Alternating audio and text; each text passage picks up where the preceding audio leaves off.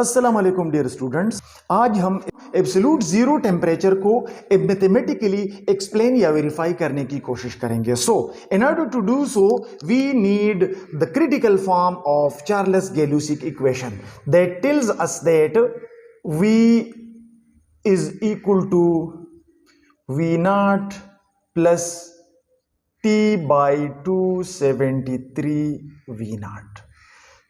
ये हमारे पास एक इक्वेशन है जिसको हमने चार्ल्स लॉ में डिस्कस किया था, जिसको हम critical form of Charles law कहते हैं। ये हमारे पास एक इक्वेशन है जो चार्ल्स गे लुसाक लॉ से हमने इसको डिराइव किया था। ठीक है, okay. Let's say we have a gas whose V naught, आपको पता है कि V naught कैसे कहते हैं। This is the temperature of a gas at 0 degree Celsius या 0 डिग्री सेंटीग्रेड। फर्ज करें हमारे पास एक गैस है जिसका 0 डिग्री सेंटीग्रेड पे वॉल्यूम कितना है, इसका 273 dm³ वॉल्यूम है एट 0 डिग्री सेल्सियस। ठीक है, हमारे पास एक गैस है जिसका 0 डिग्री सेंटीग्रेड पे कितना वॉल्यूम है, 273 dm³ है। 0 डिग्री सेंटीग्रेड पे गैस का जो वॉल्यूम होता है उसको हम V naught कहते हैं। So this is V naught। Suppose we increase the temperature +1 degree Celsius.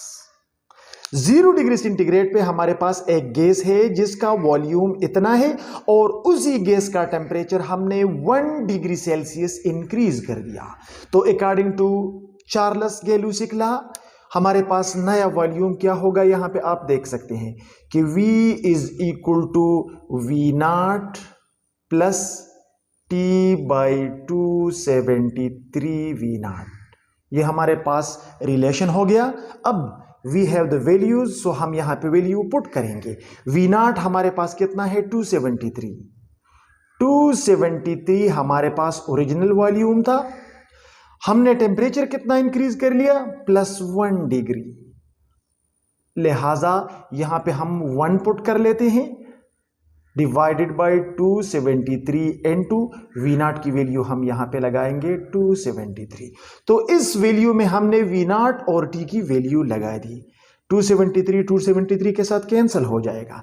हमारे पास जो V आ गया, जो नया वॉल्यूम आ गया, वो कितना होगा, 273 plus 1 is equal to 274 dm³। ये क्या हो गया, ये हमारे पास 1 डिग्री टेम्परेचर इंक्रीज होने पर जो नया वॉल्यूम बन गया वो 274 हो गया। यानी हमारे पास 1 dm³ वॉल्यूम में एक्सपेंशन हो गई, वॉल्यूम में इंक्रीज आ गया। ठीक है, अब लेट्स से हम टेम्परेचर को 100 डिग्री इंक्रीज करते हैं। तो अगेन हमारे पास V naught कितना था, इसी गैस का हमारे पास V naught यानी 0 डिग्री सेंटीग्रेड पे वॉल्यूम 273 dm³ है।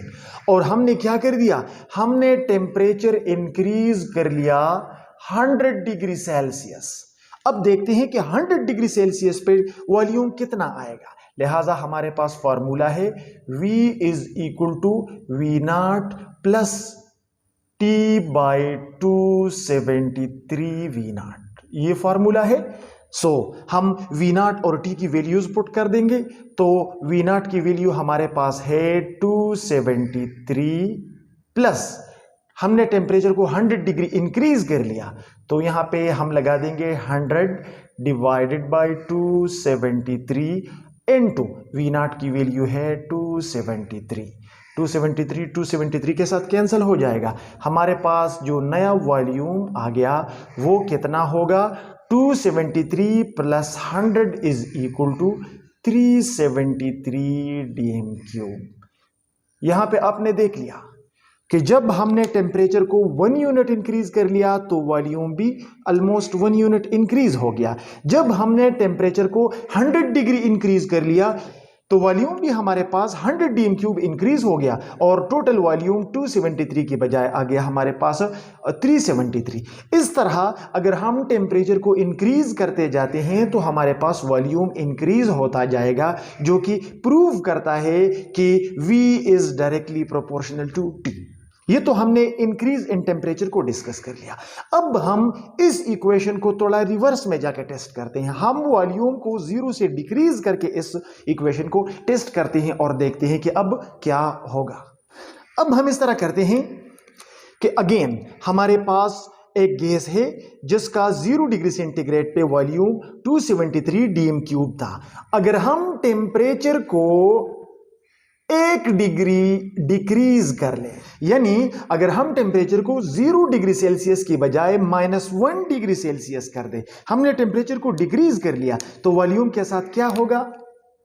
न्यू वॉल्यूम हो जाएगा V is equal to V0 plus T/273 V0। हमने वैल्यूज पुट करने हैं। V0 हमारे पास है 273 प्लस यहां पे टेम्परेचर जो है हमने -1 डिग्री रखा है, तो यहां पे मैं लिख दूंगा -1 डिवाइडेड बाय 273 इनटू V0 जो कि 273 है। 273 के साथ कैंसिल हो जाएगा। अब हमारे पास जो नया वॉल्यूम बनेगा वो होगा 273 प्लस -1, तो प्लस माइनस आपस में और मल्टीप्लाई होके -1 बना देगा, और 273 से -1 को हम जो है वो सब्ट्रैक्ट कर लेंगे, यानी 273 -1 हो जाएगा, या फिर हमारे पास नया वॉल्यूम हो जाएगा 272 डीएम क्यूब। यहां पे आपको नजर आ रहा है कि हमने टेम्परेचर को डिक्रीज कर लिया तो वॉल्यूम भी डिक्रीज हो गया। ठीक है, अब लेट्स से दैट हमारे पास टेम्परेचर -100 डिग्री सेल्सियस डिक्रीज हो गया, तो अब वॉल्यूम कितना होगा? सो हमारे पास यहां पे फॉर्मूला है V is equal to V0 plus T divided by 273 V0। Just put the values. V0 हमारे पास है 273 डीएम क्यूब, सो हमने लगा दिया 273 प्लस यहां पे हमारे पास जो टेम्परेचर है वो -100 है, तो यहां पे हो जाएगा -100 डिवाइडेड बाय 273 इनटू 273 के साथ कैंसिल हो जाएगा। हमारे पास आ जाएगा 273 प्लस इंटू माइनस हो जाएगा -100, लिहाजा हमारे पास न्यू वॉल्यूम हो जाएगा 173 डीएम क्यूब। यहां पे आपने अगेन देख लिया कि जब हमने 1 डिग्री टेम्परेचर को डिक्रीज कर लिया तो हमारे पास 1 लीटर वॉल्यूम डिक्रीज हो गया। यहां पे हमने टेम्परेचर को -100 डिग्री डिक्रीज कर लिया तो वॉल्यूम भी हमारे पास 100 डीएम क्यूब जो है वो डिक्रीज हो गया। अब let the temperature be decreased by -273 degree Celsius. हमने टेम्परेचर को -273 डिग्री सेल्सियस डिक्रीज कर लिया, तो अब देखते हैं कि अब नया वॉल्यूम कितना होगा। लिहाजा हमारे पास फॉर्मूला है V is equal to V0 plus T/273 V0। हमने वैल्यूज पुट करने हैं। V0 क्या है? V0 है 273, सो हमारे पास हो जाएगा 273 प्लस टेम्परेचर हमने कितना डिक्रीज किया हुआ है -273, तो यहां पे -273 हमारे पास टेम्परेचर हो गया डिवाइडेड बाय 273 इनटू अगेन जो कि V0 है वो हमारे पास कितना है 273 के साथ खत्म हो जाएगा। ये हमारे पास हो गया 273 प्लस इंटू माइनस हो जाएगा -273। ठीक है, अब हमारे पास जो नया वॉल्यूम है वो क्या हो गया 273 - 273 is equal to 0 DM cube. इसका मतलब है कि अगर हम टेम्परेचर को डिक्रीज करते जाए तो वॉल्यूम डिक्रीज होता जाएगा, और अगर हम टेम्परेचर को -273 डिग्री डिक्रीज कर ले तो हमारे पास वॉल्यूम जो है वो इतना डिक्रीज हो जाएगा कि वो 0 के बराबर हो जाएगा, यानी हमारे पास वॉल्यूम खत्म हो जाएगा। सो दिस टेम्परेचर यानी -273 degree Celsius which is equal to 0 Kelvin is the temperature at which the volume of a given mass of gas becomes equal to 0।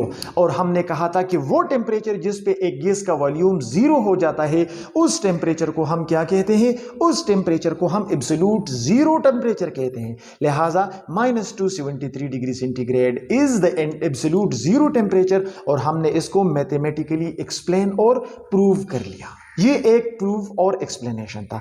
अब हम इसको ग्राफिकली एक्सप्लेन करते हैं कि ग्राफ के थ्रू भी हमारे पास इस तरह होता है कि नहीं।